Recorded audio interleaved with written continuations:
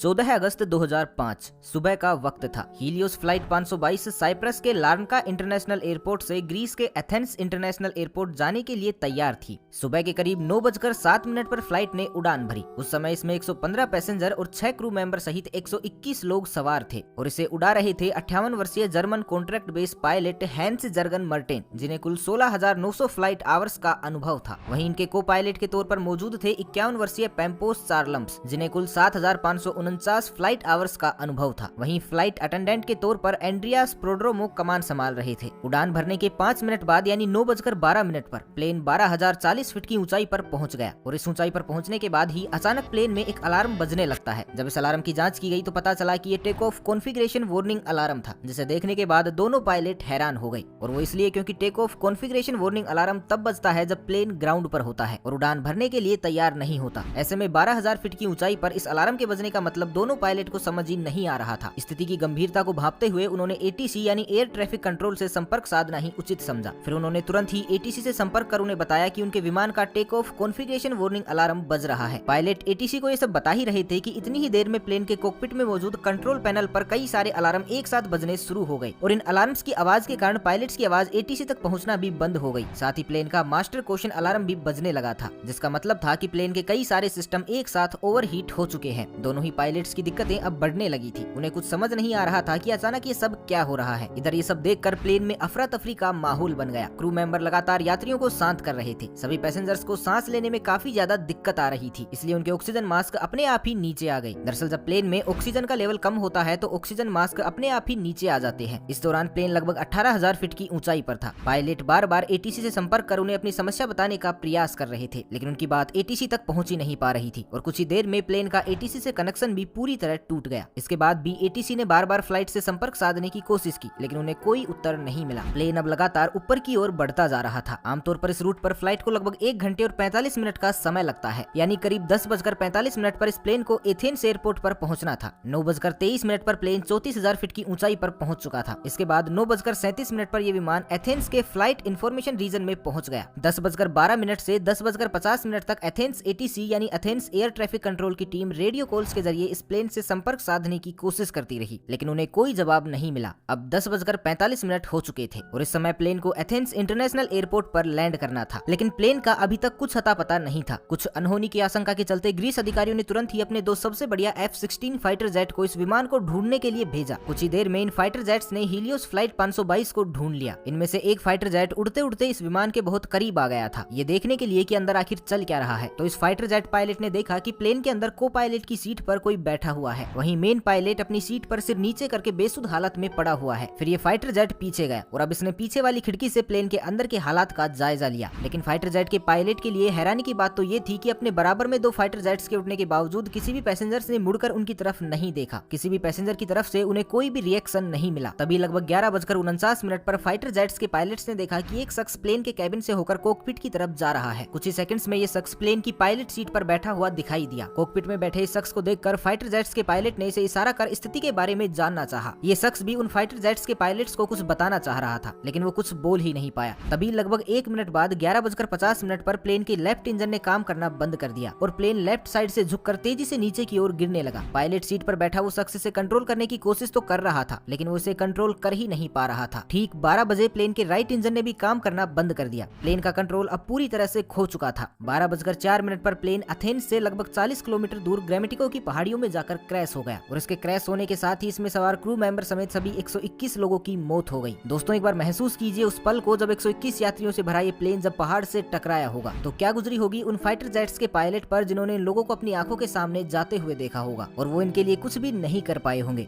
इसके बाद ग्रीस में फ्लाइट 522 के क्रैश होने की खबर सभी जगह आग की तरह फैल गई। तुरंत रेस्क्यू ऑपरेशन चलाया गया। सभी 121 लोगों की डेड बॉडी को एक एक करके ढूंढकर बाहर निकाला जाने लगा। लेकिन जब हादसे में मिली कुछ लोगों की डेड बॉडी की ऑटोप्सी की गई तो एक चौंका देने वाली बात सामने निकल कर आई। दरअसल जहाज में मौजूद ज्यादातर सभी लोग और पायलट्स प्लेन के क्रैश होने से पहले ही मर चुके थे। तो अब यहाँ सबसे बड़ा सवाल ये था कि जब पायलट प्लेन के क्रैश होने से पहले ही मर चुके थे तो लगभग 2 घंटे तक प्लेन का कंट्रोल किसके पास था। तो दोस्तों हमने वीडियो की शुरुआत में एक व्यक्ति का जिक्र किया था, फ्लाइट अटेंडेंट एंड्रियास प्रोड्रोमो। जी हाँ, वो एंड्रियास प्रोड्रोमो ही थे जिन्होंने अभी तक इस जहाज को संभाले रखा था, क्योंकि अंत में उनकी ही आवाज एटीसी को सुनाई दी थी। एंड्रियास ने करीब 5 बार मेडे मेडे कहकर मदद की गुहार लगाई थी। Flight 5.